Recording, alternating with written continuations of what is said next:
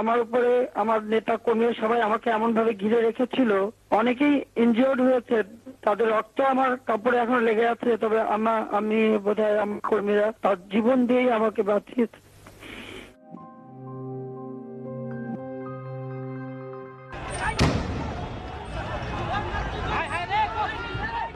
2004 সালের 21শে আগস্ট শনিবার ঢাকার বঙ্গবন্ধু অ্যাভিনিউতে আওয়ামী লীগ কার্যালয়ের সামনে এক সমাবেশে জড়ো হয়েছিলেন সিনিয়র নেতারা।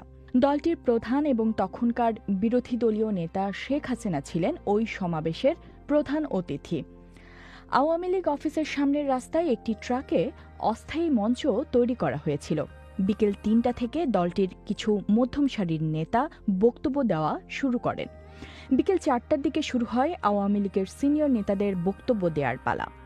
দলীয় সভানেত্রী শেখ হাসিনা তখনও এসে পৌঁছাননি। দলের নেতাকর্মী এবং সমর্থকরা শেখ হাসিনার বক্তব্য শোনার অপেক্ষায় ছিলেন।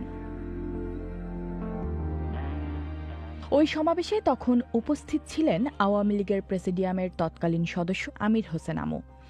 2011 সালে বিবিসি বাংলাকে দেয়া এক সাক্ষাৎকারে আমির হোসেন আমু বলেছিলেন, তাদের দলের নেত্রীর বক্তব্য শেষ হবার সাথে সাথে হঠাৎ করে বিকট শব্দ শুনতে পেয়েছিলেন।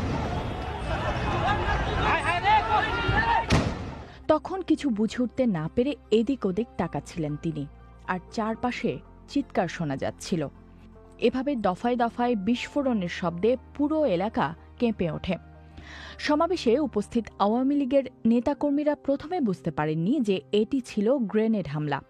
অনেকেই ভেবেছিলেন বোমা হামলা, কিন্তু কিছুক্ষণের মধ্যেই তারা ঘটনার ভয়াবহতা সম্পর্কে আঁচ করেছিলেন।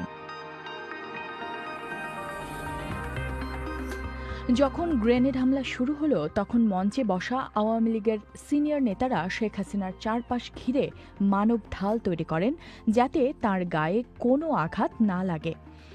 যেসব নেতা শেখ হাসিনাকে ঘিরে মানব ঢাল তৈরি করেছিলেন, তাদের মধ্যে ছিলেন ঢাকার সাবেক মেয়র মোহাম্মদ হানিফ।